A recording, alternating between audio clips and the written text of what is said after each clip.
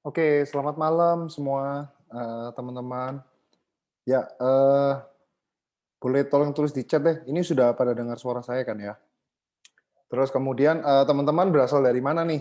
Karena kalau kita webinar kayak gini kan, tentunya pasti skala nasional gitu kan, ada yang dari Jakarta mungkin atau dari luar Jakarta, ya ada yang dari Bali, gitu kan.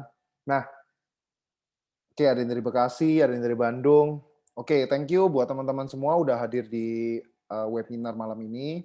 Ya, ini adalah, salah satu webinar dari Rintisan Indonesia. Jadi Rintisan itu apa? Rintisan adalah sebuah komunitas yang, mendukung teman-teman di sini untuk, menjadi seorang entrepreneur gitu. Jadi kita, merupakan satu support system, platform yang mendukung teman-teman untuk menjadi entrepreneur. Nah, karena kita mendukung untuk entrepreneur, jadi kita juga nggak berjalan sendiri, kita juga punya partner, yaitu, pada malam ini yaitu Sendit dan juga Sirklo gitu. Dan, saya ucapkan terima kasih buat, perwakilan dari Sendit dan juga Sirklo yang sudah mendukung acara pada, malam hari ini, gitu. Oke, oh iya tadi saya belum perkenalan diri ya, saya namanya Alex, saya, founder dari Rintisan Indonesia. Nah, tanpa berlama-lama kita langsung mulai aja diskusinya hari ini, dimulai dari, eee ini ya Mbak Andra untuk, sharing sedikit ya tentang Sendit ya?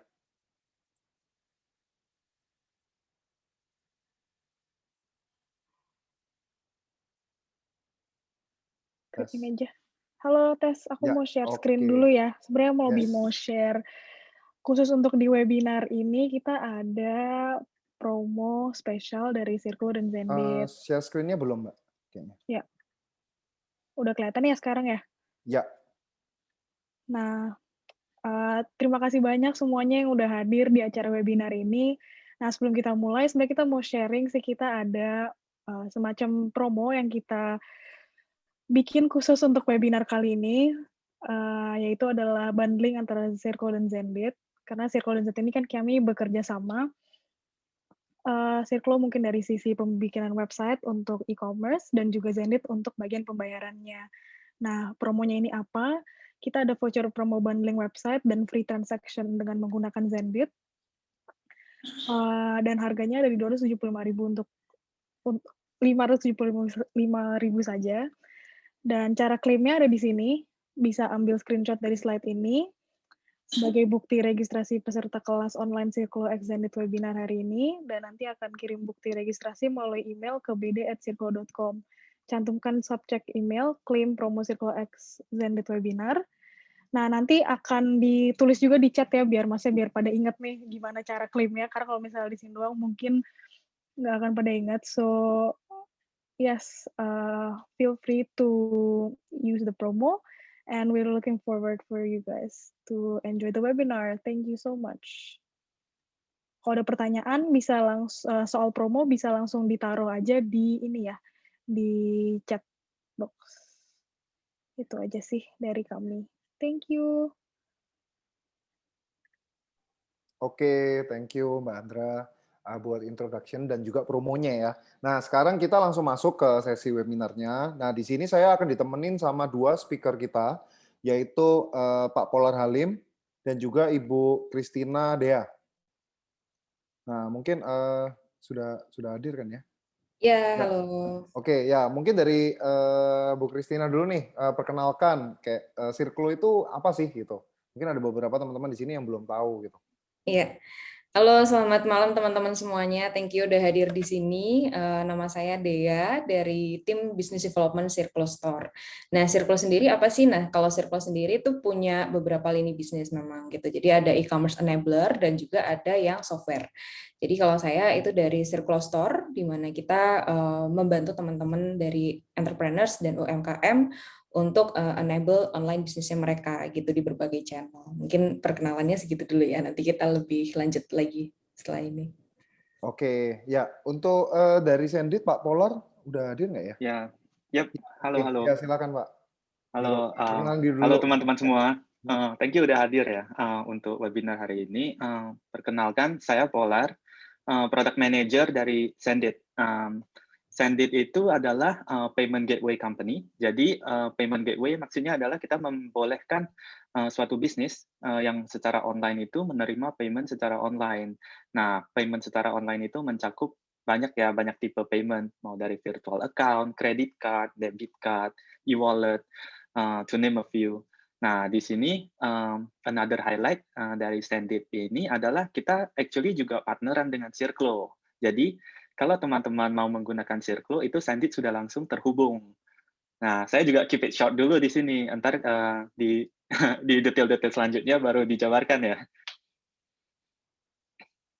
Oke, ya jadi ibaratnya Sendit dan juga Circlo ini bisa dibilang apa ya, online enabler ya buat teman-teman di sini yang punya bisnis yang mungkin belum online gitu ya. Bisa dibilang kayak gitu ya, Mas Polar dan juga Ya, Mbak Christina. ya betul. Jadi belanjanya di mana gitu kan, platformnya melalui Circlo gitu misalnya di websitenya. Terus ketika belanja di website, gimana nih caranya biar kita gampang pembayarannya terus terpercaya juga. Nah itu Sendit yang bantu gitu. Gitu. Oke, ya. Jadi di sini tuh saya pengen tahu dulu nih, positioning-nya itu kenapa ibaratnya Circlo itu ada gitu. Saya pengen tahu dari situ dulu deh. Jadi supaya teman-teman ini ngerti gitu kayak background-nya kenapa kok Circlo itu jadi ada gitu. Dan juga buat Mas Polar juga kenapa kok Zendit itu ada gitu. Jadi mungkin bisa dijelasin kayak latar belakangnya, mungkin masalahnya itu apa gitu sehingga Circlo itu ada gitu. Oke, boleh dari Circle dulu ya. Ya. Jadi mungkin 8 tahun yang lalu ya, ketika marketplace dan Instagram belum se-booming sekarang, itu dari founder kami melihat gitu ya bahwa banyak banyak bisnis yang sudah mulai merambah ke online gitu. Pasti trennya kan juga mengikuti ya. Mungkin di luar sana juga banyak platform yang bisa bikin website sendiri nih gitu. Dan mungkin dulu orang-orang tuh selalu berpikir kalau website tuh kayaknya mahal, apalagi yang bisa masukin ke keranjang gitu. Karena dulu salah satu pertemuan saya dengan Circle juga karena saya lagi cari website gitu. Dan ternyata di Circle ini berbeda nih konsepnya gitu. Kalau misalkan website kan pada umumnya biasanya harus bikin dulu nih, develop dulu berapa lama gitu kan. Terus dengan ada misalkan mesti desain dulu, terus investasinya juga besar gitu di awal. Nah ternyata Circle ini memang dikhususkan untuk local brand, bahkan yang baru berkembang aja tuh bisa gitu pakai. Dan untuk developmentnya sendiri kita tidak memerlukan orang dengan background IT yang gimana banget gitu. Jadi memang tujuannya adalah supaya brand owner ini bisa megang langsung nih gitu. Jadi misalkan saya nggak punya background IT sama sekali, ketika kita diajarin nih dalam onboarding, oh kita udah ngerti gitu. Karena apalagi sekarang kan orang udah mulai aware ya dengan Instagram, marketplace dan lain-lain gitu. Jadi pasti mereka udah lebih tech savvy lah daripada dulu mungkin ya, udah lebih terbiasa gitu. Jadi mereka udah tahu nih upload produk tuh kayak gimana dan lain-lain gitu. Dan juga bedanya lagi adalah di Circle udah dipasangin semua nih kayak starter pack-nya gitu. Nah, Circle hadir di sini sebenarnya kita mengikuti juga kebutuhan dari pasar gitu kan. Mereka mau belanja online terus nggak tahu mesti build-nya itu di mana gitu, dan kita sediakan itu gitu di Indonesia gitu dengan integrasi lokal juga gitu, baik dari payment gateway-nya seperti Zendit maupun dari shipping-nya gitu. Oke, jadi ibaratnya kita punya bisnis offline, tapi nggak mau repot, kayak misalnya hiring orang IT gitu kali ya, Ya atau nggak mau betul, pusing untuk develop satu sistem sendiri, ya udah pakai Circlo aja gitu ya. betul. Oke, oke. Nah kalau Sandy sendiri gimana, Mas Warla? Kalau Sendit sendiri sih mungkin marketnya masih mirip ya dengan Circlo, tapi mungkin a bit one level after Circlo. Soalnya kita masuk itu adalah di dunia pembayaran online. Dengan kata lain, sudah ada terjadi money in dan money out secara online atau perputaran duit ya. Nah, di sini itu awalnya targetnya itu adalah untuk company-company, baik itu company startup, company apapun yang mau menerima pembayaran secara online. Misalnya kita contohnya berlangganan internet gitu kan tiap bulan di-bill tuh. Nah, untuk mempermudah itu maka kita ciptakan suatu payment gateway.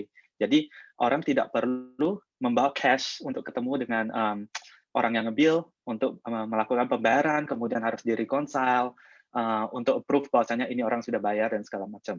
Nah, Di setiap service-service online, kita kasih contoh seperti Traveloka, Tokopedia, dan segala macam, itu pembayaran udah very common ya these days ya, very different dengan maybe 5-10 years ago gitu. Di sini semua orang sudah very familiar lah dengan yang namanya pembayaran online. Nah, pembayaran online ini kan selalu berkembang ya. Dulu kalau kita tahu belum ada e-wallet, belakangan udah muncul banyak sekali dari GoPay, Dana, OVO, dan segala macam. Nah, di sini positioning Sendit itu apa? Kita memperbolehkan juga nih, kita yang partnering nih dengan partner-partner ini seperti OVO, Dana, dan segala macam. Jadinya teman-teman yang mempunyai bisnis online tidak perlu lagi itu repot-repot ke tempat OVO, ke tempat Dana untuk dapat license supaya bisa diintegrate. Jadi one integration dengan Sendit itu basically udah capture semua partner-partnernya Sendit. Dengan kata lain, jika teman-teman sudah mempunyai bisnis online, terus mau nih terima pembayaran dengan beragam mekanisme. Soalnya kita kan nggak tahu ya, secara market itu ada orang yang lebih comfortable dengan OVO, ada juga orang yang lebih comfortable dengan credit card gitu. Nah, di sini kita kasih nih opsi-opsinya. Tergantung dari merchant aja mau aktifin yang mana. With just a simple click itu udah aktif. Nah, saat aktif, basically your website is up. Orang-orang sudah bisa melakukan pembayaran secara online.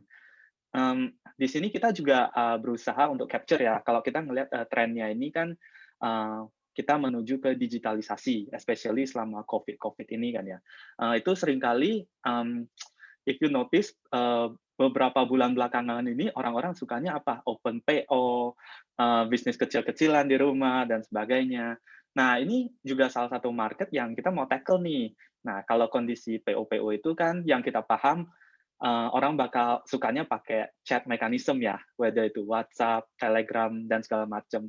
Nah, di sini kan sering banget kejadiannya adalah, saya mau order ini. Nah, kemudian dari penjualnya, oh, entah transfer ke akun ini ya. Nah, harus ketik-ketik-ketik, kirim lagi, terus nunggu bukti transfer, dan sebagainya. Nah, dengan positioning payment gateway ini, nggak perlu urusin itu gitu loh. Semua cuma tinggal one click solve gitu. Kalau dari sisi customer udah bayar, kita juga dapat notification bahwasanya sudah bayar, kita bisa proses selanjutnya. Di sini juga yang kita bangun adalah suatu sistem yang secure ya, jadi kita bisa saling sama-sama trust antara pembeli dan penjual. Sedangkan kalau yang masih secara manual reconciliation dan sebagainya, itu kan sering banget udah order, tidak bayar misalnya, atau dan segala macam lah yang kita tahu lah. Jadi positioning Sendit ya begitu.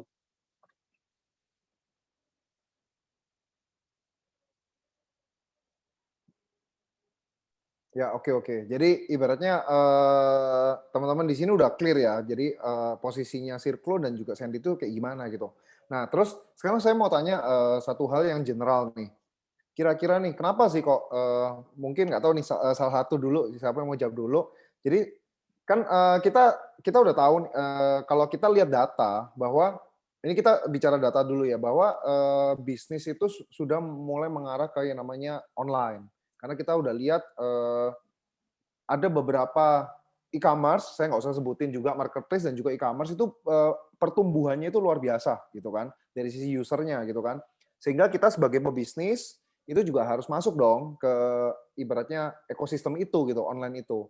Nah, cuma saya ingin tahu dari pandangannya Mas Polar dan juga Mbak Dea, itu apakah kita ini harus online atau enggak sih gitu? Apakah kita cukup, kan ada beberapa orang mungkin yang kayak, aduh online tuh ribet gitu kan.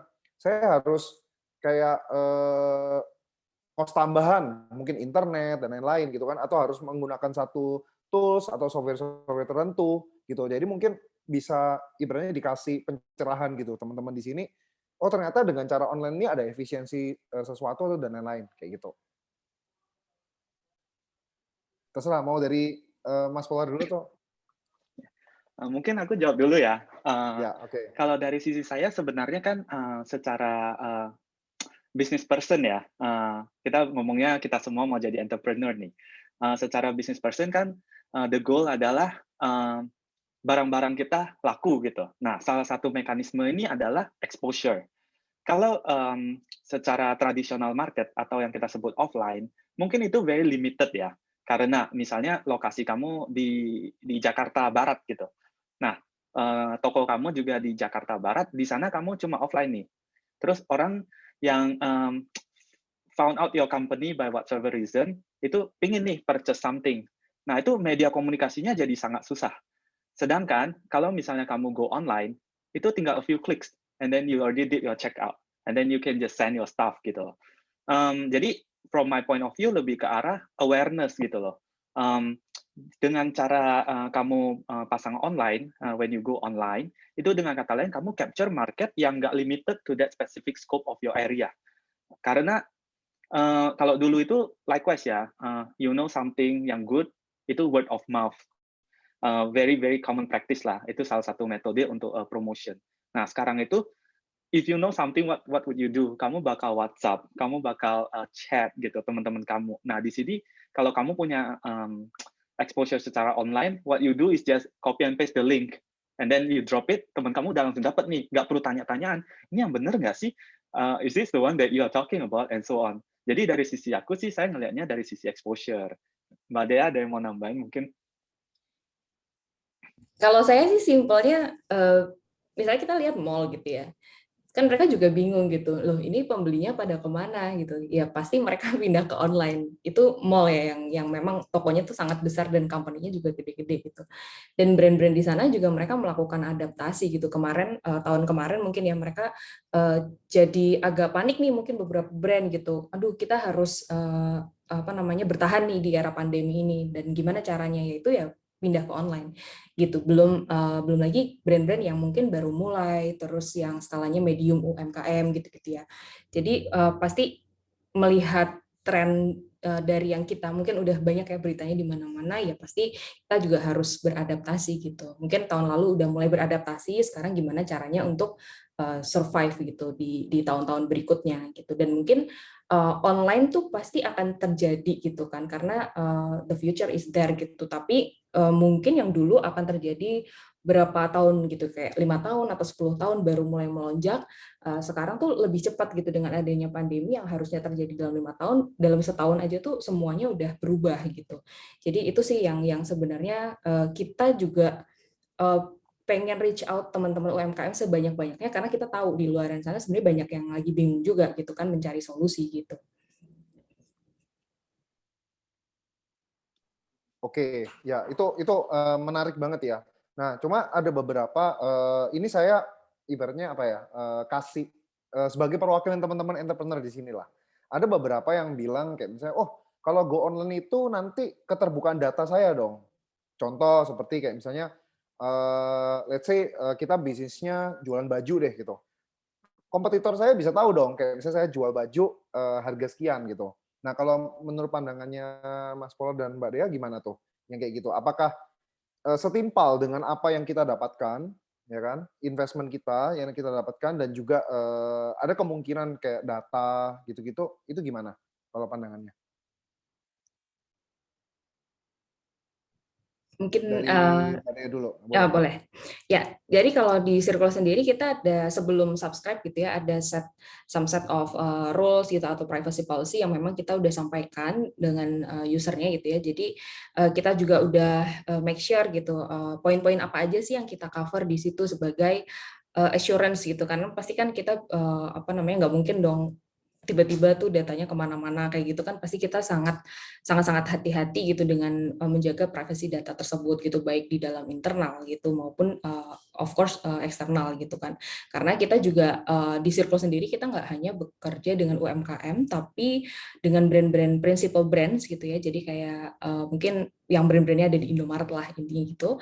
Dan mereka pasti sebelum tanda tangan dengan Circle juga pasti make sure dulu nih company-nya seperti apa, cara mereka mengolah data dan lain-lain gitu. Karena di sisi bisnisnya itu mungkin akan lebih di-manage oleh Circle lebih banyak gitu daripada yang UMKM dengan website-nya sendiri gitu sih.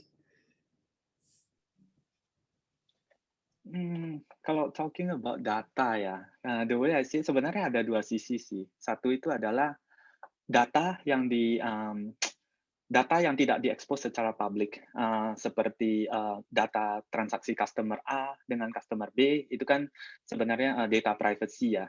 Yang kedua itu adalah data yang memang ditampilkan kepada publik, itu seperti harga dan barang-barang yang dijual, stok dan sebagainya.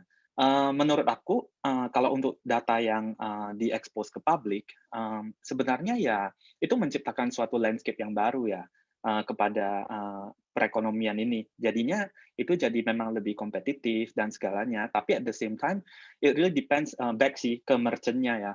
Di mana merchant seperti yang tadi Mbak Dea bilang itu cari suatu platform di mana kita memberikan suatu seamless experience kepada si customer nih. Jadi meskipun kalau kita ngelihat di toko A mungkin harganya sama dengan toko kita gitu loh. Tapi kalau kita punya suatu platform di mana orang nggak perlu ribet nih, cuma saya mau ini, klik, check out, bayar, done gitu.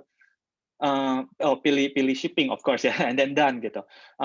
Itu ya udah simple daripada yang ribet, misalnya udah mau check out, disuruh masukin ini, masukin itu, harus register dulu, dan segala macam gitu. Itu kan very kompleks ya. Of course, orang akan memilih yang lebih seamless gitu. Nah, kalau yang kedua itu adalah di mana data yang kita hold secara internal. Data yang hold secara internal ini juga tadi udah di-emphasize oleh Mbak Dea gitu. Of course, di setiap company saat kamu mau bikin suatu website, mau menggunakan suatu service deh, itu pasti ada terms and condition. And I'm pretty sure sebagai company yang legit dan trusted itu, kita pasti ada ini ya, term and condition yang udah clear gitu, bahwasanya I'm pretty sure one of the clause itu adalah data protection. Likewise seperti Circlo, Sendit juga very very heavy on data protection gitu. Soalnya data itu very valuable ya in a company. Jadi people bisa misuse dan sebagainya. That's why ini data protection ini very important. Nah, seperti halnya di Sendit itu kan sebenarnya kita kalau pembayaran dengan credit card dan sebagainya itu very risky ya, soalnya moving money kan. Nah, di situ kita juga berusaha lah, we try our best. Kita juga ada fraud detection system dan sebagainya, making sure that ini data nggak akan leak. Kalau ada leak itu juga pasti diprotek oleh klausa yang itu, yang tadi sudah ditandatangani dan disetujui oleh si merchant sebelum menggunakan suatu service. Oke, jadi gitu ya teman-teman ya. Semoga ini clear bahwa kalau misalnya teman-teman menggunakan satu tools untuk berbisnis online gitu ya, kita harus lihat yang namanya term and condition itu. Jadi takutnya di sini ada yang orang kayak misalnya, oh dikasih nih satu tools, terus trial, terus download, dicoba-coba, takutnya itu mengalami kebocoran data gitu kan. Jadi teman-teman harus memperhatikan itu juga, yang ibaratnya kita harus menggunakan tools-tools, aplikasi, software yang memang legit, gitu, yang akan menjaga keamanan privasi data kita, gitu. Tapi kalau kayak masalah persaingan harga yang kayak kita bisa lihat, ya udah itu memang kita nggak bisa pungkiri karena kan kita ada di era informasi. Informasi itu banyak banget gitu. Jadi ya apa ya, kayak kalau itu beda banget lah. Kalau dari saya sih itu kita ya nggak usah ikutan perang harga, kasarnya kayak gitu. Kita main quality aja. Nah terus saya mau tanya lagi nih, kira-kira nih apa sih langkah-langkah awal yang mungkin perlu kita pertimbangkan untuk kita bisnis go online gitu? Mungkin terserah dari Mas Polar dulu, gimana? Apa aja Boleh. nih step-stepnya gini? Jadi misalnya nih, mungkin teman-teman di sini masih ada yang offline kan? Nah, kira-kira step-stepnya apa aja nih yang harus kita pikirkan atau langkah-langkahnya supaya kita bisa go online gitu dengan mulus lah, kasarnya kayak gitu.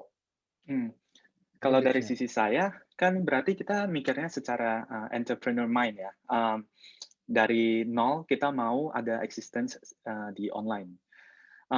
Dari sisi saya sebenarnya ada 3 poin sih yang saya bisa langsung pikirkan sekarang. Yang pertama itu of course kita harus cari platform yang paling cocok dengan kita, yang menurut kita paling trusted, paling simple, dan paling easy lah untuk digunakan. Di sini kalau secara kasar aku bisa mikir ada 3 tipe ya kalau platform itu ya. Satu itu mungkin yang aku put sebagai others itu seperti Instagram. Nah, Instagram ini kan sebenarnya simple ya, cuma register kita semua, I'm pretty sure di sini majority ada Instagram gitu. Itu very easy lah untuk create IG shop. Tapi what happen here adalah saat kita sudah ada IG shop, itu experience-nya a bit broken sebenarnya. Mereka mau bayar juga nggak bisa. Mereka cuma bisa pilih item, itu akan di redirect ke suatu e-commerce lain atau suatu website lain, atau bisa aja langsung ke DM gitu. Nah, di sini kan experience-nya agak putus nih. Itu kalau secara data analisis yang saya lakukan itu cause a lot of issue ya. Orang-orang bisa aja fall off. Jadi nggak completein checkout-nya karena positioning-nya nggak jelas ya, soalnya terputus gitu. Nah, yang kedua itu adalah tipe-tipe platform yang marketplace. Itu seperti yang kita tahu lah, Tokopedia, Shopee, Lazada, dan sebagainya. Kalau tipe-tipe marketplace ini sebenarnya juga easy to onboard. Tapi permasalahannya apa di sini? Kita nggak dapat brand sendiri nih. Kita cuma dapat akun, terus kita masukin nih barang-barang kita. Hari ini, misalnya saya sebagai user, saya ketemu nih barang di toko kamu. Besoknya, what I do is, aku cari lagi nih barang yang sama, cari dengan harga termurah, itu yang aku check out. Jadi, nggak ada retention-nya gitu loh. Customer itu balik untuk cari harga termurah dengan barang yang sama, instead of stick sama brand kamu. Nah, jadi problema di marketplace itu adalah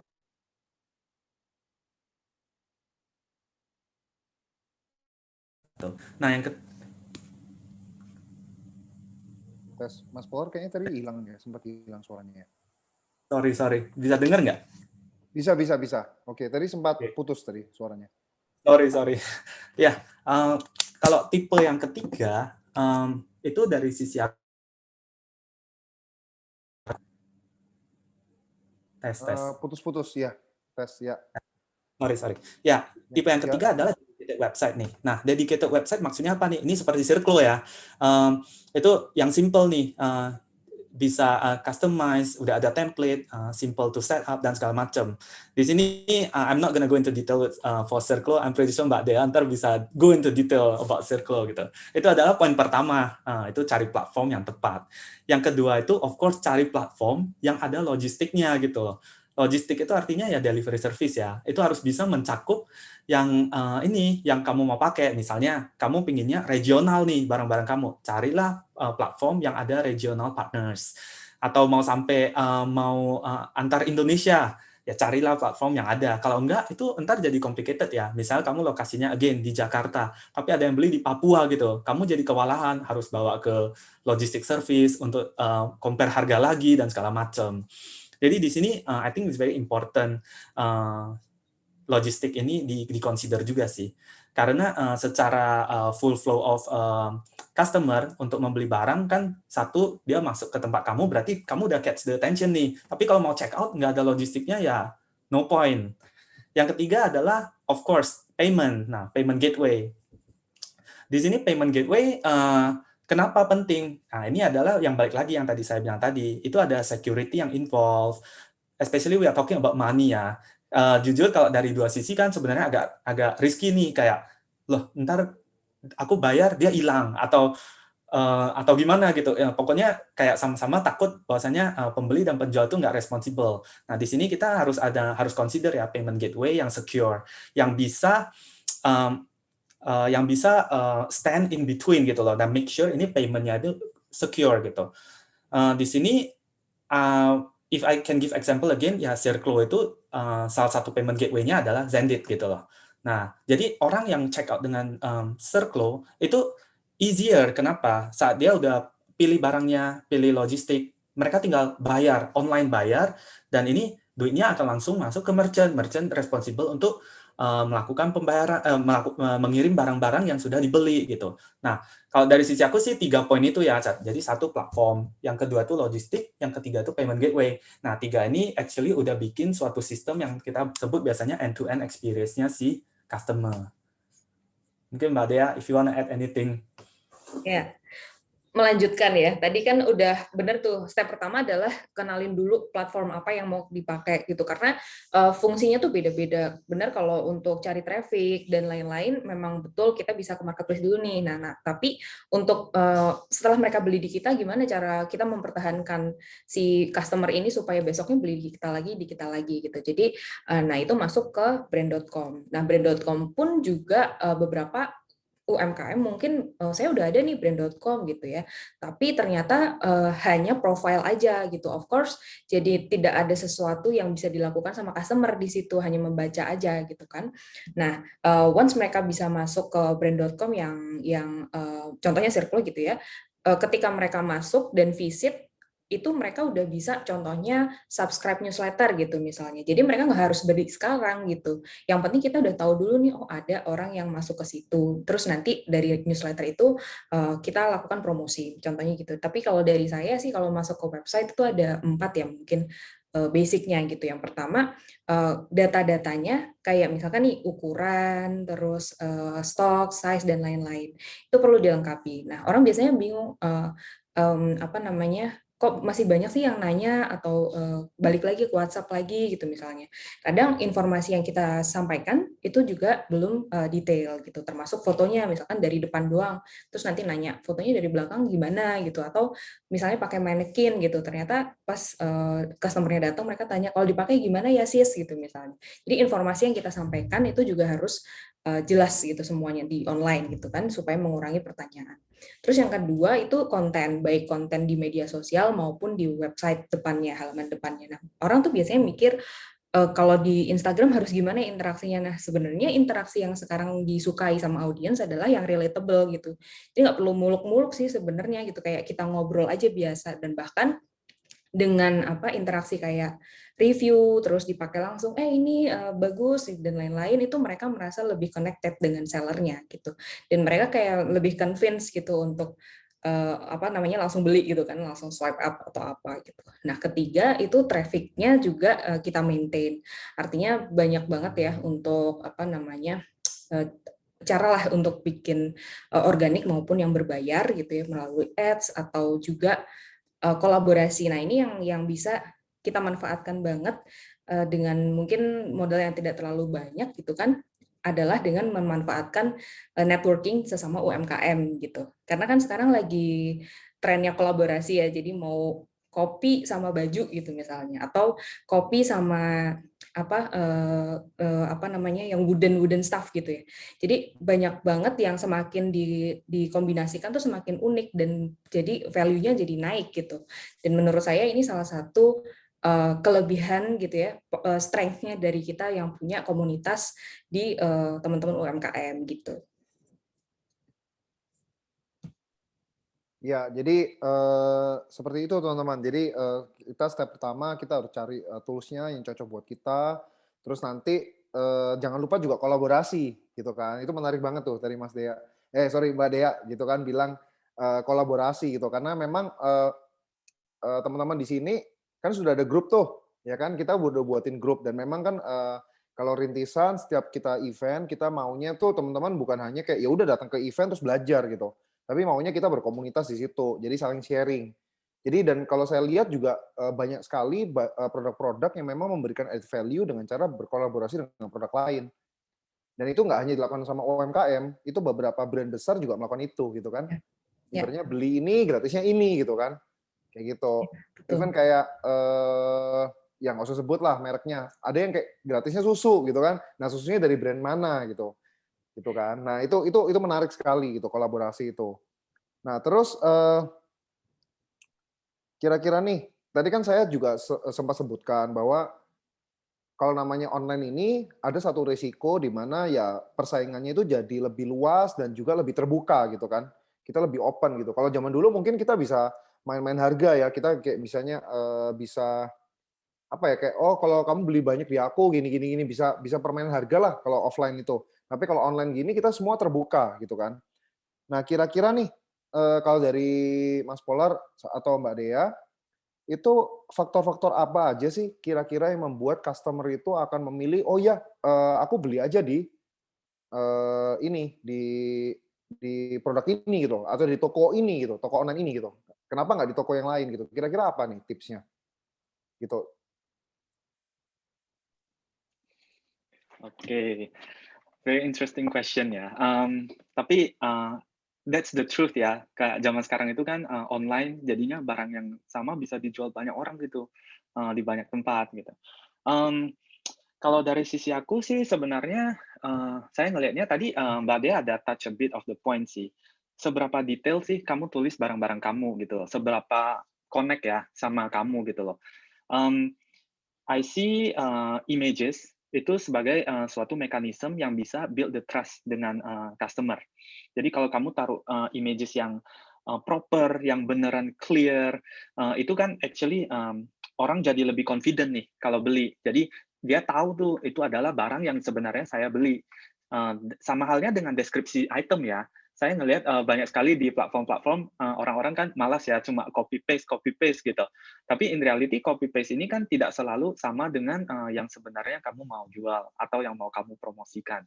Jadi try to make it stand out ya. Jadi lebih personalized lah, I wanna say, supaya orang yang baca itu langsung tahu tuh bahwasanya ini adalah produk yang dia jual atau ini adalah produk yang saya memang cari gitu. Itu dua kombinasi itu yang sebenarnya harus di-build kan antara merchant dengan customer.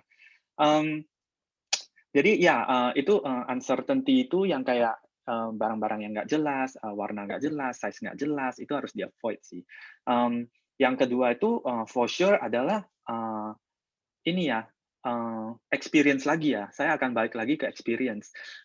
Karena kalau experience-nya jelek, I'm pretty sure lah, kalau pertama kali dia udah dapat experience jelek, itu kita bukan cuma lose that customer sih.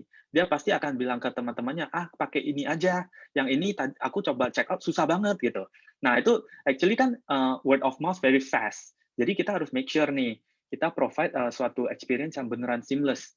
Seamless as in like easy. Bahwasanya kalau saya mau cari ini gampang dicari, saya mau beli ini gampang di check out.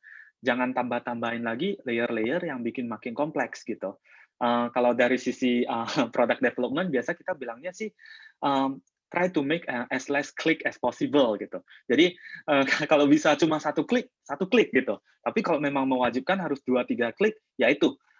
Jadi jangan yang 2-3 klik kita ciptain 10 klik gitu. Nah itu akan bikin susah sih. Nah karena orang-orang itu, I think secara human behavior kita bakal yang kita ingat itu selalu more on the negative side ya daripada the positive side. Jadi one negative experience can hurt a lot of things gitu. Jadi make sure that the experience yang dibuild dari awal itu ya trusted and easy to use. Ya, ini saya bisa sih jawab soalnya lumayan sering belanja gitu kan, lumayan seneng belanja, jadi bisa berdasarkan pengalaman sebagai customer gitu ya. Kalau saya sih memang yang kurang suka ngantri balasan admin ya, karena udah ngantri lama, habis itu cuma dikasih format, udah gitu stoknya tahu-tahu habis gitu kan.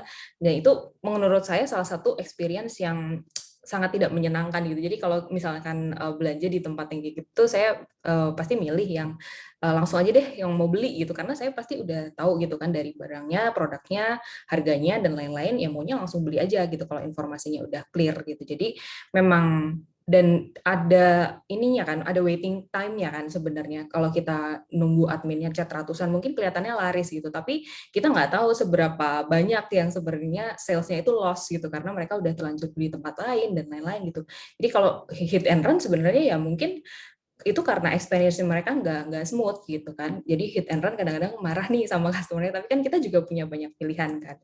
Bisa milih belanja di tempat A, B, C gitu. Karena sekarang yang seperti Mas Alek bilang tadi, persaingannya juga semakin ketat gitu. Oke, ya seperti itu teman-teman tipsnya. Jadi ibaratnya memang kita nggak bisa hindari gitu kan kemajuan teknologi, terus perubahan era itu kita nggak bisa hindari gitu. Nah, yang kita bisa lakukan adalah kita harus adaptasi terhadap perkembangan era ini gitu. Jadi kalau memang semua orang ke arah sini ya mau nggak mau kita kalau mau melawan arus ya itu resikonya lebih besar teman-teman kayak gitu. Nah mungkin kita sambil ini ya tadi ada yang udah minta untuk sesi tanya jawab. Tapi ini saya mau bacakan dulu untuk yang sudah tanya di chat. Itu saya open PO untuk orang Indonesia yang luar negeri barangnya.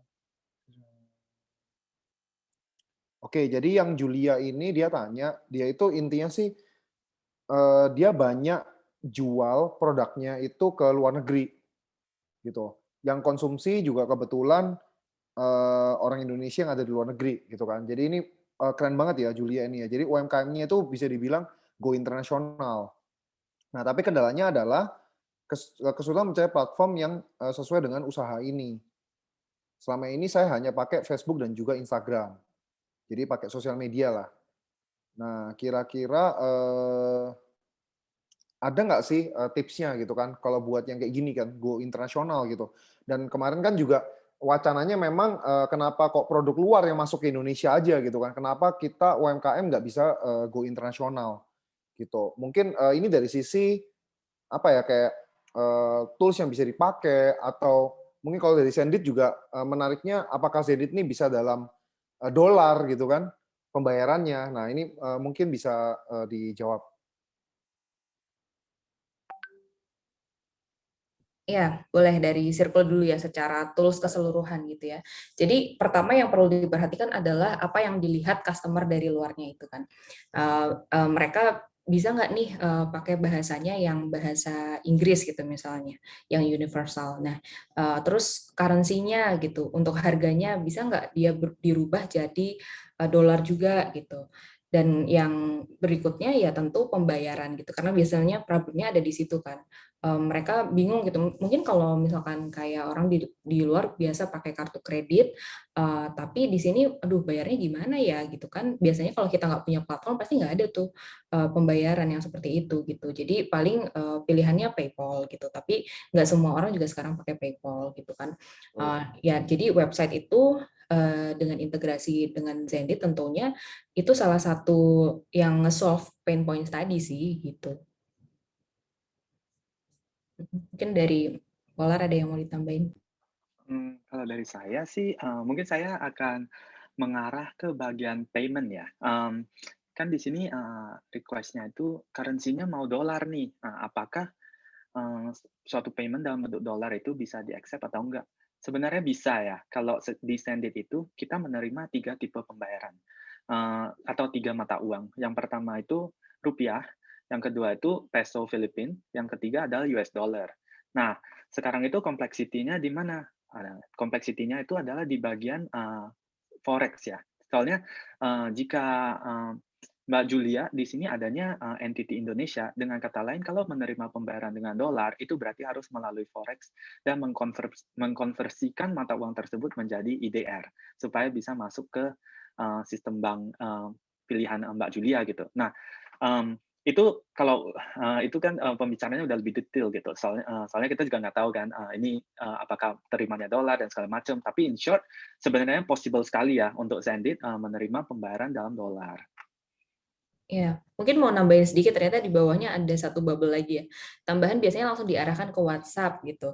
Nah, jangan khawatir karena Circle juga ada nih lewat WhatsApp bisa add to cart bayar pakai lewat Zendesk juga gitu. Jadi memang itu salah satu apa ya, kita juga mengikuti gitu kebutuhan karena walaupun udah ada marketplace, udah ada website, tetap aja ada dari WhatsApp gitu kan. Jadi kita bikin gimana caranya WhatsApp bisa tetap menerima chat seperti human interaction biasa, tapi dari sisi sellernya enggak manual gitu. Jadi mereka bisa langsung add to cart, invoice-nya terkirim otomatis, stoknya juga kepotong otomatis dan lain-lain gitu. Jadi buat Mbak Julia boleh banget nih ngobrol sama mungkin salah satu tim Circle, langsung aja hubungi saya juga boleh dan melihat apakah ini memang platform yang cocok gitu. Semoga sih cocok.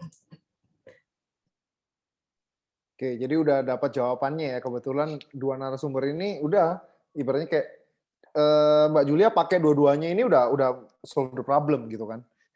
Masalah currency gitu kan, masalah platformnya kayak gitu. Terus saya kasih yang raise hand dulu deh. Tadi ada nih ya Mas Cecep ya.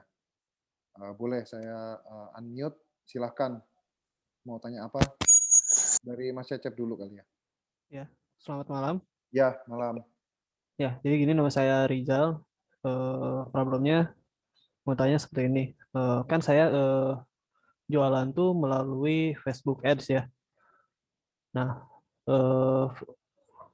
melalui Facebook Ads dan diarahkan untuk COD ke pelanggannya. Nah, untuk COD-nya tersebut kami menggunakan platform marketplace yang orange. Nah, di sana tuh kita ngebuat akun pembeli dan penjual. Tetapi semakin hari di marketplace orange tersebut regulasi atau kebijakannya tuh semakin memberatkan pihak kami dalam pengiriman, dari biaya admin lah dan biaya penanganan atau semacamnya semakin tinggi. Nah, yang saya tanyakan apakah di platform Kak Kristina sama apakah sama seperti itu? Terima kasih. Assalamualaikum warahmatullahi wabarakatuh. Oke, waalaikumsalam. Ya, terima kasih pertanyaannya. Nah, ini lumayan lagi viral juga ya si Oren ini ya. Karena kalau di Circle sendiri sebenarnya untuk bisnis apapun ya, gitu pasti kan ada value yang kita tuker value gitu kan. Kita dapat apa, terus bisnis dapat apa gitu. Nah, tapi kalau di Circle sendiri modelnya adalah subscription base, yang mana artinya di depan ketika kita mau subscribe kita udah tahu apa aja cost yang akan kita keluarkan gitu. Dan ketika misalkan nih ada penambahan kayak Zendit ngeluarin channel payment baru nih yang lagi hits gitu misalnya. Nah, itu juga di Circle tidak akan nge-charge ke usernya lagi gitu. Jadi dia membayarkan apa yang sudah dia bayarkan di depan. Kayak gitu. Jadi menurut saya karena transparansi ini kan penting juga ya buat cash flow apalagi UMKM gitu kan.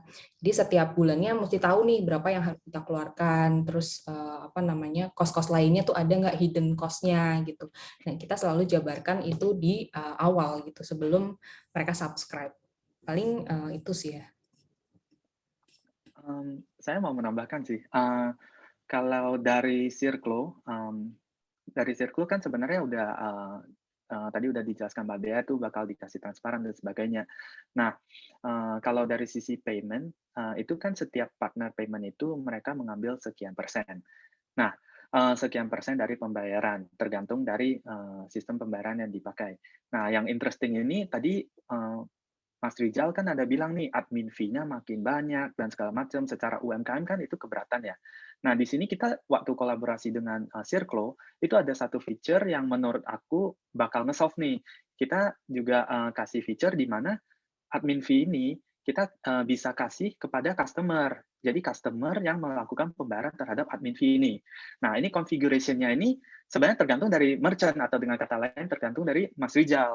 Mau membebankannya di customer atau membebankan di perusahaan Mas Rizal.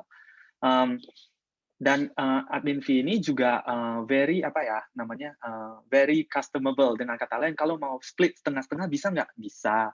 Kalau mau dibayar sepenuhnya bisa. Dan ini juga tertulis secara transparan sewaktu akan melakukan check out dengan saat si customer mau check out di Circle.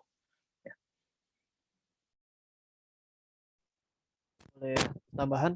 Jadi di Orange itu kami menggunakan sistem COD ya untuk di garis bawahnya. Jadi pihak customer nanti bayar setelah barangnya nyampe. Yang problemnya tuh di sini kita kan udah di awal sudah deal misalnya 150 dan tiba-tiba setelah saya orderkan melalui fake akun itu ternyata nambah jadi 130 180 atau semacamnya. Nah, itu problemnya dari marketplace Orange tersebut. Apakah dari Circle ada atau tidak? Gimana? Oke. Kalau tentang marketplace Orange sendiri mungkin I'm not the right person ya untuk menjawab sistemnya dan lain-lain. Tapi kalau di Circle sendiri kita ada opsi COD, dan juga karena tadi perbedaannya adalah cost yang misalnya gini, kita udah subscribe nih di awal, ya udah setelah itu transaksi terus alur cash flow dari pembeli ke penjualnya itu udah nggak lewat Circle lagi gitu. Jadi udah langsung ke rekening masing-masing melalui payment gateway-nya gitu. Atau mungkin kalau misalkan COD ya berarti mereka udah langsung bayar dan tidak ada kayak kepotong lain-lain gitu di platform website-nya. Mungkin gitu ya. Apakah sudah menjawab? Bagaimana Mas Cecep? Sorry, Mas Rizal tadi ya. Cecep Rizal ya. Gimana, udah terjawab? Sudah. Oke, sip. Nah, terus lanjut. Ini ada Mas Brion ya. Boleh. Silakan di-unmute. Selamat malam. Ya, malam Pak. Oke. Perkenalkan, nama saya Brion K. Sudarman, domisili dari Kota Tanjung Pinang, Kepulauan Riau. Yang menjadi pertanyaan saya, sejauh mana Circle dan Zendit dapat membantu UMKM yang rintisan, yang baru akan go digital atau go online. Kemudian kira-kira pembayarannya seperti apa? Jasa yang Circlo sediakan dan Sendit sediakan, apakah bisa dipotong dari pembayaran yang terjadi dari transaksi produk-produk yang dijual oleh UMKM tersebut? Itu aja pertanyaan saya. Terima kasih. Ya, terima kasih Pak Brion. Ya, silakan. Ya, oke, terima kasih pertanyaannya Pak. Jadi kalau untuk Circlo sendiri, pertama sistemnya adalah berlangganan gitu ya. Baik itu secara bulanan maupun misalnya udah yakin nih sama bisnisnya dan platformnya, berarti bisa langsung 1 tahun gitu. Nah, Circlo membantu sejauh mana gitu. Dari pertama, ketika registrasi, masukin data, nama, alamat, dan lain-lain, itu website-nya udah langsung kepake, udah bisa langsung dipakai gitu. Jadi udah langsung jadi nih website-nya gitu. Kemudian ada tim dari Circlo yang namanya tim user success, yang mereka yang akan bantu untuk checklistnya apa aja nih sebelum kita live. Biasanya ada 10 step di sana, misalkan update logo, update produk, dan lain-lain, kita yang akan guide gitu. Biasanya kan bingungnya harus mulai dari mana nih gitu kan. Nah, itu kita bantu untuk guide.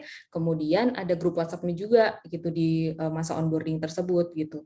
Di grup WhatsApp yang khusus untuk satu brand gitu. Jadi mereka bisa tanya langsung di situ kendalanya di mana, terus apa yang perlu dilakukan sekarang nih, saya udah upload produknya, terus udah aktifin payment gateway-nya gitu misalnya. Jadi sampai di tahap bisa live seperti itu. Nah, setelah live juga dari Circlo punya beberapa partners yang bisa membantu nih, misalkan saya butuh untuk ads gitu misalnya, ngiklanin gitu. Kita juga punya partner-partner yang bisa membantu, seperti itu sih.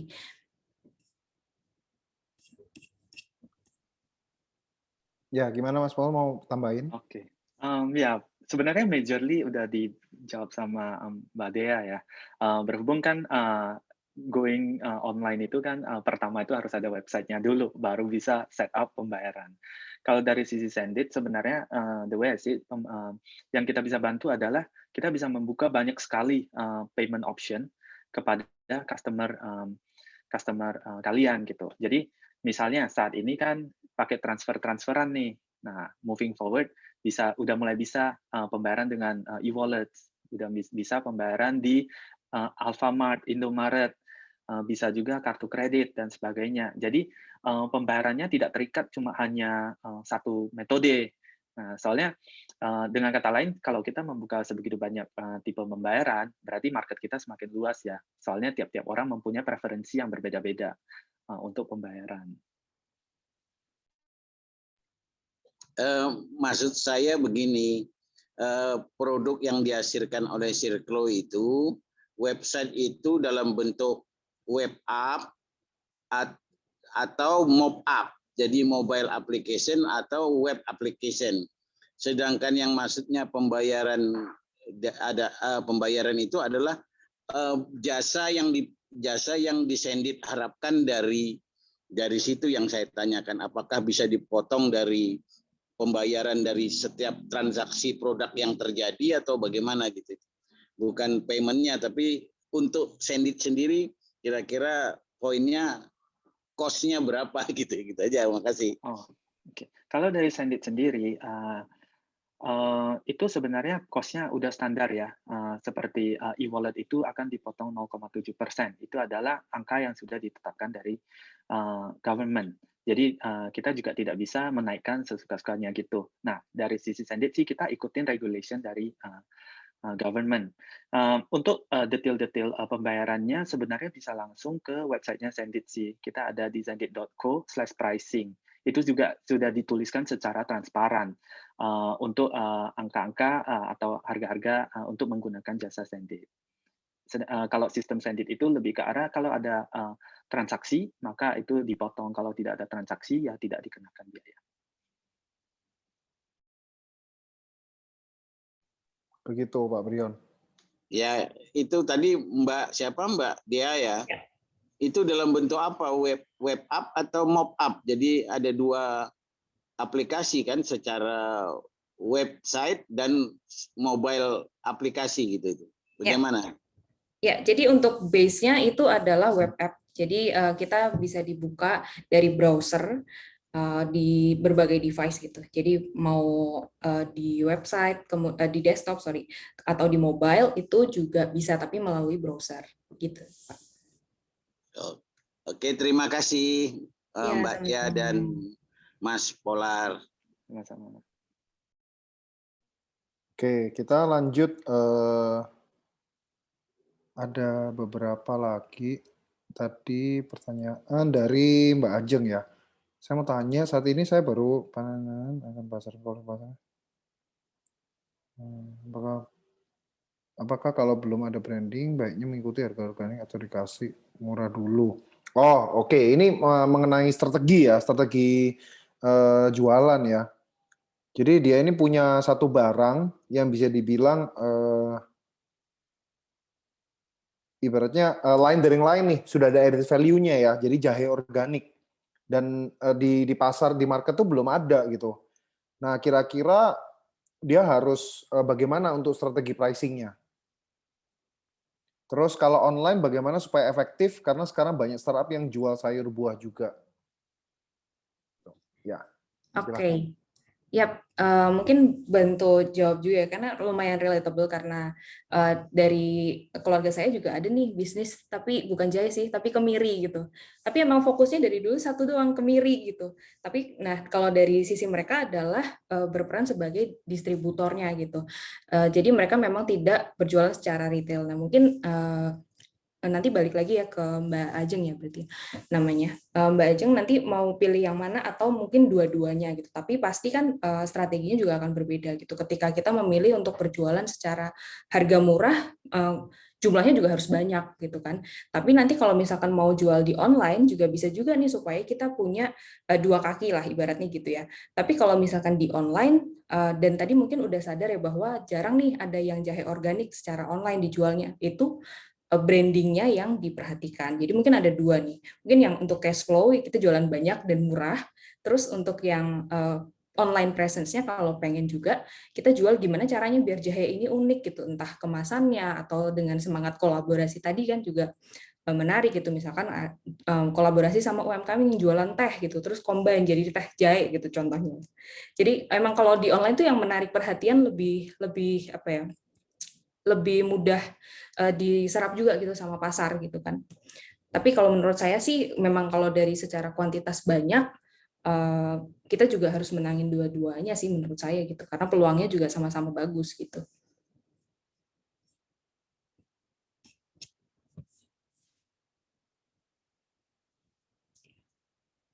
Ya, mungkin Mas Purno mau tambahin sesuatu? Sebenarnya yang tadi aku pikirin kan branding ya, tapi udah disambat sama Dea gitu. Maaf ya, Pola. Ya, jadi sebenarnya udah ke-capture sih. It really depends ya, depends gimana mau meletakkan marketnya, apa yang sebenarnya mau di-highlight. Di sini actually very interesting, soalnya Mbak Ajeng nulisnya itu bahwasannya Mbak Ajeng tahu gitu loh, bahwasannya jahenya udah ada special value nih. Nah, cuma cara pemasarannya gimana kan. Nah, jadi ya again, yang tadi Mbak Dea bilang, itu actually ada two ways kan. Either mau fokus ke satu, mau jalanin dua-dua, sebenarnya boleh aja. Itu ada marketing strateginya, depending on the situation juga ya sebenarnya. Mau make the cash flow runs, jadi rotasinya terus, tapi dengan skala yang gede, dengan skala yang banyak, itu tipe-tipenya jadi kayak distributor, atau mau literally matengin nih brand ini adalah jadinya brand ini terkenal dengan jahe yang mantep gitu. Nah, jadi ada dua cara sebenarnya dan sejujurnya dengan kondisi market saat ini dua-duanya tidak salah sih, tidak ada yang salah, dua-dua itu tergantung aja preferensinya yang mana. Ya, ya, ya. Jadi kalau saya mau nambahin dikit, ya semuanya itu pasti ada suatu hal yang pertama, Mbak Ajeng. Dulu belum ada sayur organik juga orang yang jual sayur organik pertama juga bingung pasti. Gitu. Mereka harga lebih mahal terus orang pasti berpikir jadi ibaratnya kita sebagai pionir ya memang akan mengalami yang kebingungan gitu.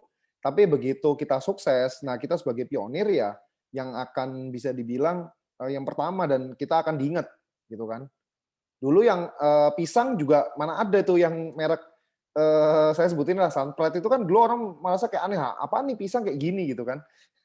Kenapa harus beli pisang yang model kayak gini? Tapi ujung-ujungnya sekarang semua orang juga kebanyakan milihnya yang kayak gitu. Gitu. Susu dalam kemasan, air dalam kemasan itu juga dulu juga hal yang baru kayak gitu. Terus ada lagi nggak ya pertanyaannya? Bentar, saya cek. Jualan cake. Oh nih, dari Sandra. Saya jualan cake secara online via Instagram, ordernya via Google Form. Konfirmasi via WhatsApp, minta sarannya dari Kak Dea dan Kak Polar, mau beralih jualannya bagaimana gitu. Via marketplace atau website gitu kan. Nah, mungkin pembicara kali ini bisa jawabnya yang website kali ya. Gitu, atau mau ditambah-tambahin dikit marketplace juga terserah. Oke. Iya, Langkah-langkahnya gitu. kalau saya pribadi ya, misalkan saya pengen cari cake gitu. Pertama milihnya pasti di Instagram atau Google sih gitu. Jadi jarang kalau ke marketplace tuh kayak mau beli cake gitu. Kayaknya Ya. jarang sih gitu. Tapi tadi kan misalkan memang interaksinya orang beli cake dengan orang beli baju kan beda ya.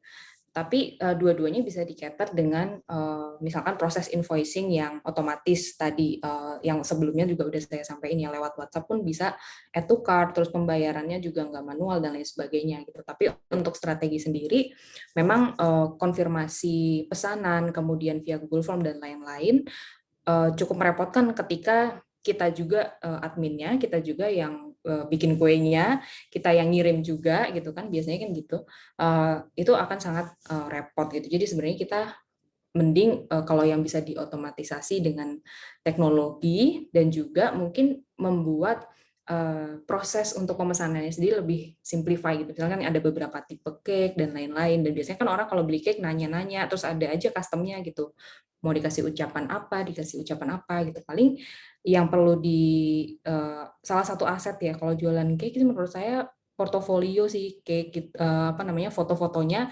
selalu disimpan gitu di Instagram maupun di website gitu, karena biasanya orang kalau yang males mikir udah kayak gini aja gitu, jadi itu kan prosesnya juga jadi lebih cepet kan ya gitu. Ada yang mau ditambahin Pak Polar? Again, I think pertanyaannya lebih cocok ke Mbak Dea ya, soalnya going online. I think udah capture, majority udah ke capture sih.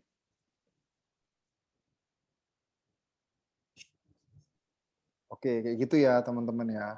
Terus, jadi ya kalau saya setuju sih dengan Mbak Dea, kalau untuk jualan cake sih lebih enak kita punya rumah sendiri atau platform sendiri. Gitu. Jadi lebih custom, lebih menjual lah kalau menurut saya. Dibandingkan dengan kita marketplace, kayak kesannya agak gimana gitu kalau di marketplace, kalau kue. Gitu, beda sih soalnya kue. Terus jadi brandingnya pakai Instagram, kayak gitu. Terus apa lagi ya? Wah, ini pertanyaannya lumayan nih. Jadi to the point langsung. Mengapa kita harus memilih Sendit daripada yang lain gitu? Saya nggak sebut merek yang ini deh. Daripada yang lain gitu. Oke, itu for sure pertanyaan untuk aku sih. Keunggulannya apa gitu Sendit Iya. dibandingkan payment gateway yang lain gitu? Saya nggak usah sebutin kompetitor lah. Of course ya. Sebenarnya kan kalau di Indonesia payment gateway ada beberapa lah. Nah, the question kan kenapa harus Sendit gitu? Kalau dari sisi kita selalu very prideful ya dengan yang kita sebut dengan customer experience. Jadi kita selalu mengutamakan customer. Maksudnya mengutamakan customer itu apa? Itu actually banyak sekali effort yang kita lakukan untuk untuk make sure that the definition of customer experience ini ke capture. Yang pertama itu adalah kita mempunyai sistem 24/7 ya untuk CS support-nya. Jadi kita itu work all day, all night lah untuk our customer. Misalnya kalian tiba-tiba kebangun nih jam 3 pagi, tadi duit saya masuk nggak? Feel free to chat with our customer support gitu loh. Kita akan selalu ready untuk menjawab. Itu yang pertama, keunggulan kita. Yang kedua itu adalah, again, related to customer ya. Customer itu pretty sure lah, di semua sistem pasti bakal ketemu isu, atau ada sesuatu yang kurang, di mana sebagai seorang merchant, saya pingin fitur ini, tapi kenapa di Sendit nggak ada ya? Nah, di tempat kita itu simply shoot us a message, whether itu pakai lewat AM kita, sales kita, CS kita, itu bakal berakhir ke product manager, orang-orang seperti saya. Nah, kita akan ambil tuh. Nah, most of the time kita juga akan balikin dengan promise bahwasanya kita akan nge-develop untuk merchant ini. Jadi kita selalu actively sebenarnya interviewing ya our merchant gitu. Kira-kira pain points-nya apa yang bisa kita improve, apa yang kalian mau dan sebagainya. Itu udah jadi apa ya? Kayak makanan sehari-hari kita lah untuk make sure that customer is happy. Yang ketiga itu adalah variety of payments.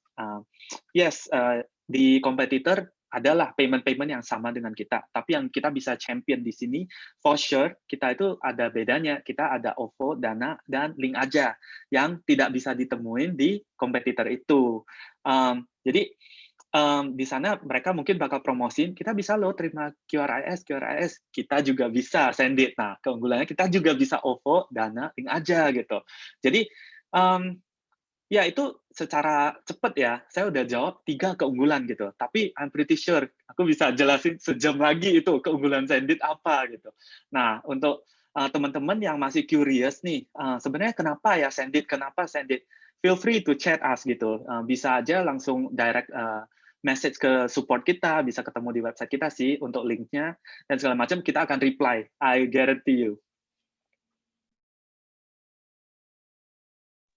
Oke, jadi gitu ya kelebihannya. Jadi teman-teman sebelum pakai yang namanya tools atau software atau ibaratnya bisnis tools buat enabler bisnisnya teman-teman, itu sebaiknya jangan lihat dari kayak misalnya, oh service, maksudnya harganya murah ya, tapi jangan lihat gitu aja. Jadi teman-teman juga kalau dalam memilih service sih salah satu yang pertimbangan saya adalah yaitu tadi customer service-nya gitu. Itu 24 jam atau enggak gitu kan. Karena kan online transaction tuh bisa 24 jam loh. Apalagi tadi yang UMKM-nya go online. Gitu kan. Jamnya kita siapa tahu yang pesan orang Indonesia yang di US gitu kan.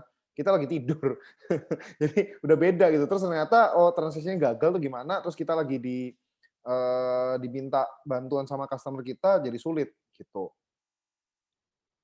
Ya itu Oke, kayaknya ada terus kelanjutan ya, bisa ngomong bahasa Indonesia nggak? oh. Kalau di Sendit, kalau di Sendit itu kita champion beberapa language sebenarnya. Jadi bisa bahasa Inggris, bahasa Indonesia, bahasa Tagalog, Filipin, bahasa Chinese, China. Jadi yes, biasa, we ya. are ready, 24/7.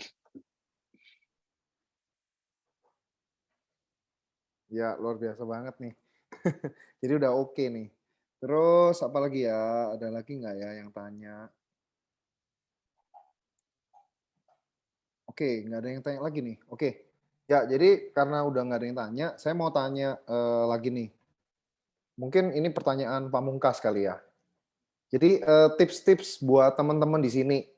Tadi kan kita udah minta tips kalau misalnya transformasi ya dari offline ke online. Nah, tips-tips buat teman-teman di sini yang mungkin sudah jualan online. Apa yang bisa mereka lakukan supaya mungkin penjualan mereka bisa lebih bagus lagi kayak gitu. Kira-kira apa nih tipsnya? Mungkin dari Mbak Dea dulu. Boleh, mungkin yang pertama ya, karena sekarang tuh banyak banget opsi channel media sosial yang baru gitu ya. Kalau menurut saya sih brand perlu stay relevan juga dan melihat pergerakannya tuh kemana sih gitu. Brand saya cocoknya kemana gitu, tapi tanpa menghilangkan identitas dari brand tersebut gitu. Dan selalu up to date gitu menurut saya. Apa yang membuat satu brand itu bisa bertahan adalah dia selalu mendengarkan customer-nya tuh maunya apa gitu. Jadi karena itu merupakan satu feedback yang membangun gitu buat satu brand gitu. Jadi misalkan dari produknya kah gitu, atau misalkan survei kecil-kecilan gitu di Instagram gitu. Jadi berinteraksi dengan customer dan membangun loyalty customer gitu sih. Jadi mereka tuh pasti kalau ada launching lagi udah habis aja gitu. Bahkan mungkin ada yang nanya, bisa reseller nggak gitu, saking cintanya sama produknya gitu. Jadi ketika loyalty itu terbangun, mau di channel manapun pasti mereka juga akan ikut gitu ke brand kita. Gitu sih. Dari Mas Polar gitu mungkin mau nambahin. Kalau dari sisi saya sebenarnya balik lagi ya ke awareness ya. Sebenarnya untuk channel untuk awareness itu kan sebenarnya banyak ya, marketing strateginya banyak dan segala macam. Nah, itu sebenarnya nggak bisa simply dihambur-hamburkan sih. Jadi harus ngerti dulu produknya itu segmentation-nya untuk apa. Misalnya kita jualan kue, tapi kita mau ke promosiinnya ke wrong market kan, ya nggak efektif gitu. Jadi we need to make sure that semua marketing strategi itu efektif. Nah, jadi harus ada sering-sering yang namanya analisis sih, untuk make sure kita itu sit well di market sekarang, especially market sekarang itu kan moving very fast ya. Kita bisa ngelihat pattern-nya dari price bowl yang tiba-tiba sekarang jadinya fancy food dan segala macam gitu. Nah, jadi ini marketing sebagai salah satu segmen yang kita harus perhatiin sih. Yang kedua itu yang tadi disebut Dea ya, itu adalah pendekatan dengan customer. Kita harus make sure kita understand nih, customer sebenarnya maunya apa. Kalau misalnya marketnya udah moving dan kita nggak mau ikut perubahan nih, kita stick aja di yang lama-lama mungkin agak susah. Itu sebagai suatu kita harus refer back lah. Segmen yang kita mau target itu apa. Kecuali kita adalah suatu brand yang beneran sudah stable sekali ya, yang sudah melekat di mulut-mulut masyarakat, itu mungkin beda.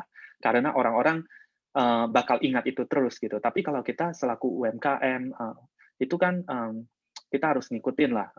Misalnya zaman sekarang itu kayaknya TikTok tuh lagi hits gitu. Nah, itu mungkin bisa jadi diekspor sebagai suatu metode untuk advertising dan segala macam, instead of flyers dan so on. Again, itu really depends on inilah the strategy di mana kita mau place our market.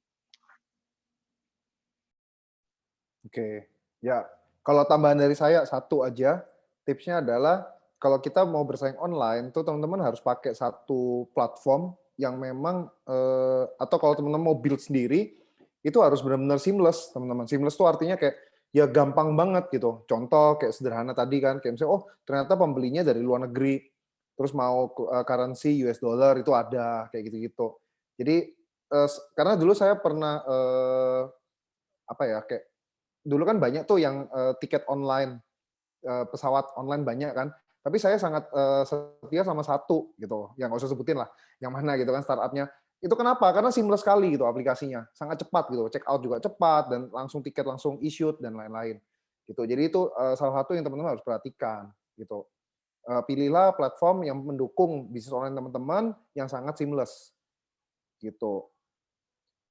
Terus, ternyata masih ada pertanyaan lagi. Nah, di Sendit, kalau mau ganti payment method, itu harus mengajukan PKS baru atau tidak? Sebenarnya itu Andra udah bantu jawab ya. Itu sebenarnya tidak perlu. Jadi PKS itu terjadi saat pertama kali onboarding.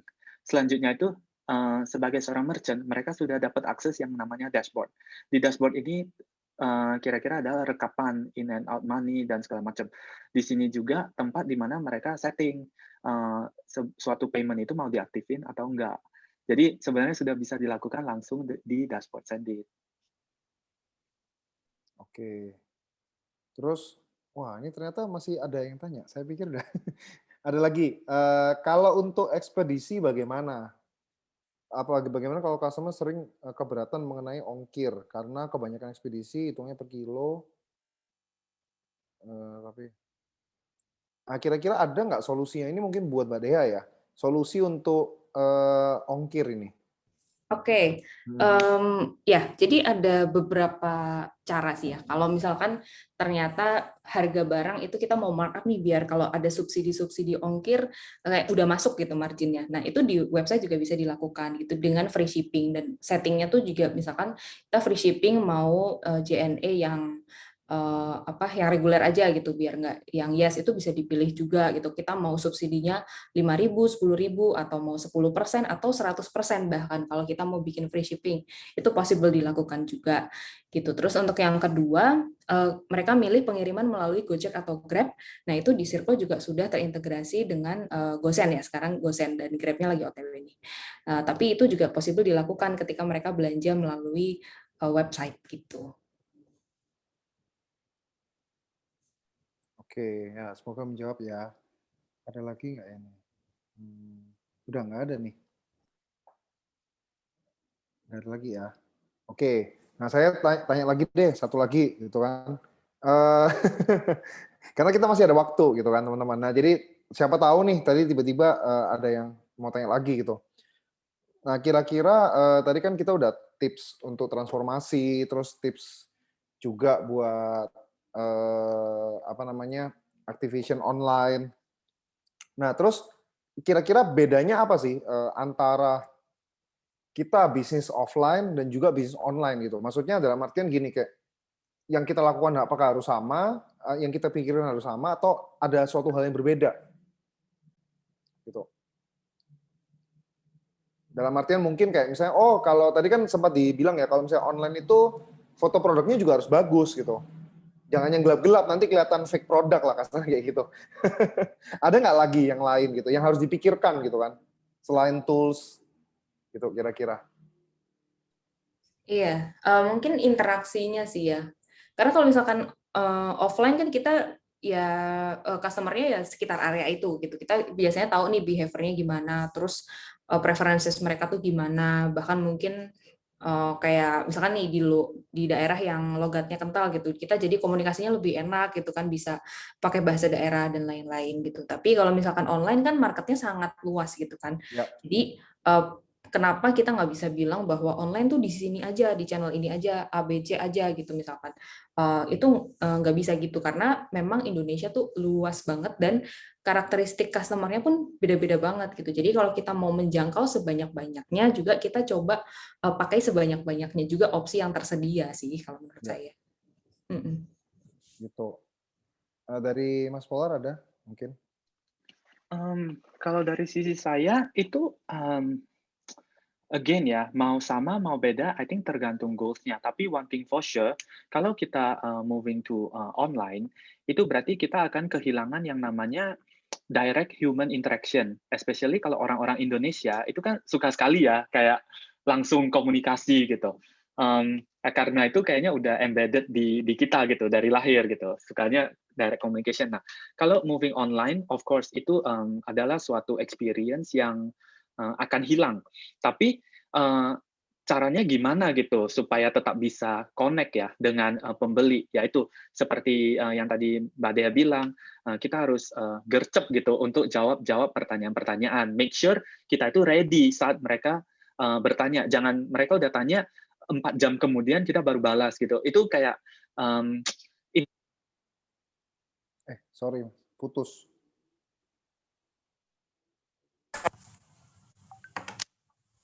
Ya, halo. Ya. Oke, dengar. Jadi menurut aku kalau kita mau mengarah ke online itu adalah one thing yang kita harus make sure ya, kita itu ready. Soalnya secara eksistensi, secara online berarti market kita akan semakin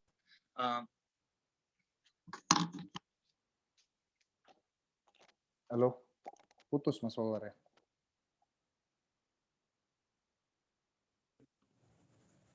tes. Udah, oke. Tes. Maaf, internetnya glitchy.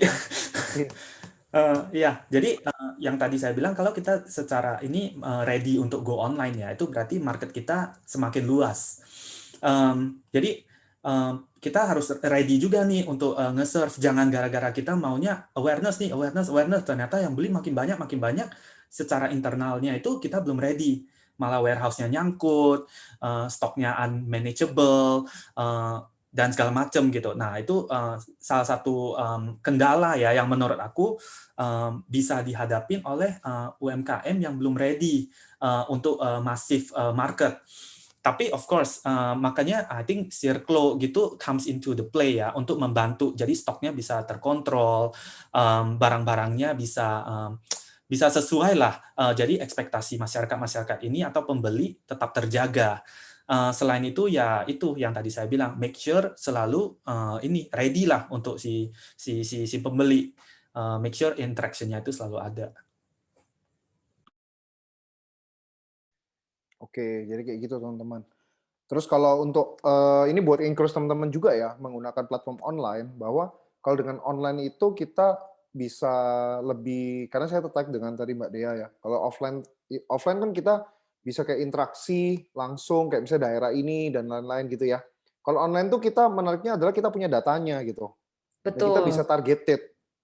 gitu. Ketika nanti promotion ya, jadi kedepannya itu promotion kita jadi lebih murah gitu, Betul. targeted. Jadi kalau misalnya kita mau targetkan barang kita mau dijual ke satu daerah tertentu, nah kita bisa menggunakan bahasa yang lebih custom untuk daerah itu, jadi lebih bagus Ya, lagi. ya, betul Itu banget. menariknya online gitu. Terus oke, ini masih ada 2 pertanyaan lagi. Maaf izin bertanya, bagaimana tips untuk mempertahankan jualan kita? Walaupun produk yang kita jual ternyata banyak saingannya. Iya. Mungkin mau dijawab. Boleh. Jadi pertama produknya apa dulu nih gitu kan. Terus kita tahu nggak pembeli kita ada di mana pertama.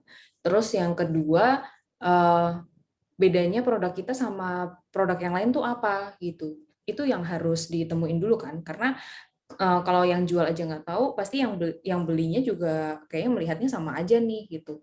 Dan ada beberapa faktor juga kan yang bisa di apa namanya dipakai gitu untuk membuat misalnya nih dari packagingnya kah, atau mungkin tadi ya yang udah disebut sebelumnya kolaborasi kah gitu, atau dari experience-nya gitu. Karena kan tadi Mas Alex sempat nanya juga ya, kenapa kita harus beli brand ini instead of brand ini gitu. Kan experience ketika mereka berbelanja walaupun produknya sama bakalan beda banget gitu, dan bahkan mungkin orang willing untuk bayar lebih mahal tapi experience-nya lebih enak gitu kan. Jadi di itunya kita harus coba jabarin dulu gitu sih, brainstorm sama diri sendiri. Gitu. Iya. Oke, mungkin Mas Polar mau tambahin sesuatu? Kalau dari sisi saya sih benar ya, kita harus tahu dulu value yang kita jual itu yang berbeda apa dengan penjual-penjual lain. I'm pretty sure pasti adalah yang kita champion gitu, yang berbeda dengan penjual-penjual lain. Yang kedua itu tadi juga Mas Alex ada touch a bit about promotion ya. Di sana itu sebenarnya customer database ini very valuable. Karena kalau secara pemikiran saya, customer database ini cuma bisa growing doang, nggak mungkin bisa hilang gitu. Nah, data-data ini sangat valuable untuk retain retain customer yang udah pernah membeli barang di tempat kamu. Nah, untuk retaining ini ada berbagai mekanisme sih. Kita bisa chat langsung, dapat feedback atau survei ke mereka, kasih insentif, ada promo spesial untuk pelanggan kita dan segala macam, making sure mereka itu stick. Jadi kita cuma bikin satu customer menjadi seorang power customer itu our good brand udah bakal ditebar-tebarin tuh. Cepet banget kan media-media sekarang gitu. Kayak orang bakal tanya, loh kok kamu dapat misalnya kamu dapat free apa gitu karena beli segini, kok aku enggak? Nah, mereka bakal coba tuh. Waktu mereka coba, mereka jadi customer kamu lagi. Bisa jadi mereka juga menjadi customer yang kamu target untuk selanjutnya. Jadi from mouth to mouth itu still very very powerful. Jadi make sure kalau untuk teman-teman di sini, one thing that I would really advise itu adalah coba database customer ini make sure di analisis. Jadi di keep tuh, jangan sekedar ya udah dia customer pernah beli that's it gitu, bye bye. Menurut aku sih itu banyak sekali yang bisa dilakukan di sana dengan data-data customer ini. Ya, oke. Terus ini ada satu lagi, mungkin nyambung dengan pertanyaan sebelumnya. Bagaimana kalau misalnya kita jual produk, tapi ternyata trennya udah berubah gitu? Apakah kita harus ngikutin tren, rubah produknya atau bagaimana? Mungkin mau jawab dulu. Yeah. Kalau dari sisi saya sebenarnya balik lagi kan, produknya itu apa?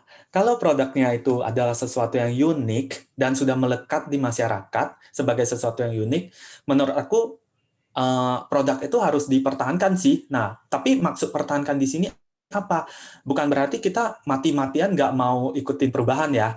Mungkin kita bisa make sure produk kita basicnya itu masih produk yang awalnya kita jual. Terus kita mulai kasih variasi, misalnya misalnya foto-foto sekarang itu kan beda dengan foto-foto dulu gitu. Misalnya sekarang udah bisa ada GIF, bisa ada video sebagai mekanisme untuk promosi dan sebagainya. Itu kita harus ikutin gitu. Tapi produknya apakah harus diubah? Tidak selalu. Itu tergantung dengan produk yang kamu jual. Ya, Mbak Dea mau tambahin sesuatu, Mbak? Ya, banyak case di produk skincare gitu ya contohnya. Yang tadinya misalkan jualan, ada nih bisnisnya jualan teh, matcha tea gitu, tapi akhirnya lama-lama merembet ke skincare juga gitu, atau sebaliknya. Jadi sebenarnya tadi kan dibilang sama Polar bahwa apakah kita harus berubah produknya, not necessarily, tapi kalaupun ada kesempatan yang ternyata bisa masih nyambung dan memang market kita dan kita harus survive, ya itu malah bisa jadi peluang yang lebih besar lagi gitu kan. Jadi memang tergantung banget produknya apa, terus marketnya siapa kayak gitu, dan bagaimana kesiapan kita juga gitu terhadap apa namanya produk baru yang akan kita jual itu gitu. Kalau kita yakin ya kenapa enggak dicoba gitu kan. Kan kita kalau misalkan di era sekarang kita juga nggak tahu kapan kita akan viral gitu kan. Mestinya pas kalau kita udah akan ada saatnya gitu brandnya viral, jadi kita mesti harus siap nih, dan atau malah membuat sesuatu yang viral gitu, karena viral marketing ya memang itu sih yang bikin biasanya titik baliknya ya ketika kita berubah gitu, shifting dari produk yang A ke produk yang tipe B gitu misalnya. Ya, dan saya mau tambahin dikit, justru lewat kita jualan online dari data itu kita bisa menentukan perubahannya sendiri, gitu kan. Kita bisa kasih added value ke produknya kita, atau kita harus berubah gitu kan. Sebelum kita malah terseret arus sama era gitu kan. Justru kalau offline tuh malah kita nebak-nebak, Betul gitu banget, kan. iya. Perlu adaptasi atau enggak gitu. Kalau misalnya lewat data, nah itu menarik teman-teman, gitu. Jadi jangan lupa nanti langsung kontak Circlo gitu kan. Gimana caranya nih kalau jualan online gitu kan, payment-nya langsung pakai Sendit. Gitu. Nah, mungkin kata-kata terakhir nih dari Mbak Dea sama Mas Polar gitu kan buat teman-teman di sini, apa nih kata-kata terakhirnya buat kayak apa gitu, tips terakhir atau gimana gitu sebelum kita akhiri acaranya ini. Intinya penutup gitu lah ya Mas ya. Iya. Karena tadi udah mau penutup tapi nggak jadi. Ya ini Sekarang penutup lagi. makin banyak nih yang tanya gitu. Iya, intinya sih terima kasih banyak kesempatannya tim Rintisan, tim Zandit juga malam hari ini, teman-teman yang udah hadir juga, karena kenapa Circlo itu selalu berusaha untuk reach out sebanyak-banyaknya gitu. Setiap webinar tuh pasti 50 orang yang baru dengar Circlo, 50 orang yang baru dengar Circlo, dan kita senang banget akhirnya mungkin selama ini kita sebenarnya saling mencari gitu, tapi di event seperti inilah kita bisa saling share gitu ya, apa yang kita punya dengan apa yang teman-teman cari gitu. Dan semoga nanti kalau misalkan teman-teman mau pengen tahu lebih lanjut dan apakah ini memang cocok dengan bisnisnya teman-teman, silakan langsung reach out aja gitu. Kita ada live chatnya, bisa langsung ke website atau di Instagramnya @circlosolution juga. Di sana juga banyak-banyak apa namanya tips gitu, tips-tips tentang jualan dan lain-lain yang kalian bisa follow gitu sih. Thank you. Ya, Mas Polar. Dari saya, thank you ya untuk teman-teman yang udah hadir, udah meluangkan waktu sejam lebih. And also thank you for all the questions, very interesting. Ya, kayak saya ngelihat semangatnya itu ada gitu. Tapi teman-teman kayaknya di sini banyak yang encounter challenges kan. Makanya kita ada webinar-webinar kayak gini. Kita basically Circlo Sendit sama-sama ready lah untuk membantu teman-teman nih. Jadi moving from offline to online atau literally dari yang kecil mau expand jadi gede, we are ready lah gitu. Probably last comment buat teman-teman di sini, whether udah bisnis atau belum, just believe in your product lah. Always believe in your product, and then try to find the market fit. Karena being entrepreneur is a challenging thing, but I think it's very very rewarding sih. At the end of the day, menurut aku itu rewardnya sangat-sangat exciting gitu. And for sure, like what I said, both of us, Circlo Sendit, are ready gitu loh untuk membantu whenever you guys are ready. Reach out to us, even kalau kalian cuma punya question, simply reach out to us. We will be very very happy untuk membantu gitu. And yeah, of course, just asking question, no cost at all gitu loh. Jadi simply go to our website, find the CS link and request mau demo, mau sample, mau segala macam, shoot us. We'll try to help as much as possible. Ya, oke. Thank you. Nah, ini dari Mbak Andra kayaknya ada mau pesan sesuatu ya. Mau kasih pesan sesuatu ke teman-teman.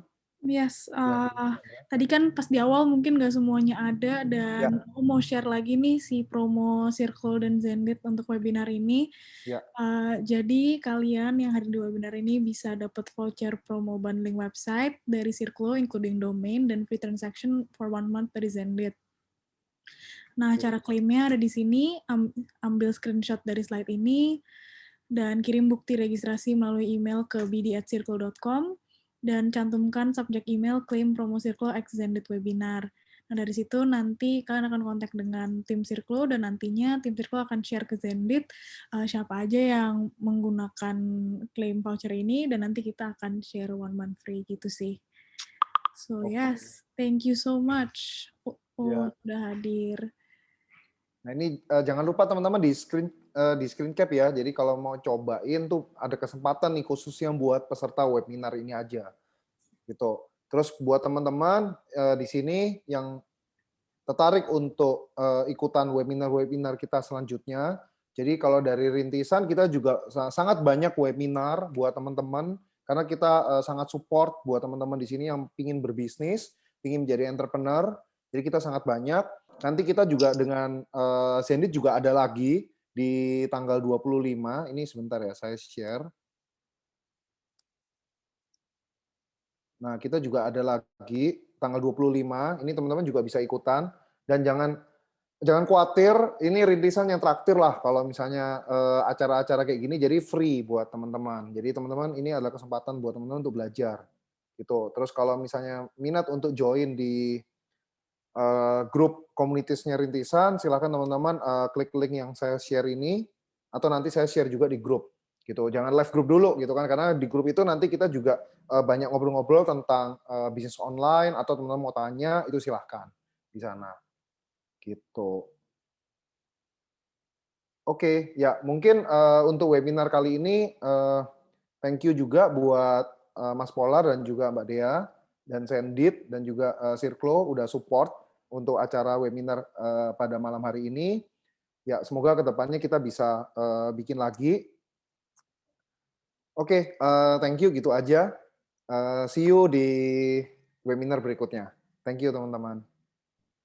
Thank you semuanya. Thank you semuanya. Thank you ya Mas Alex. Ya.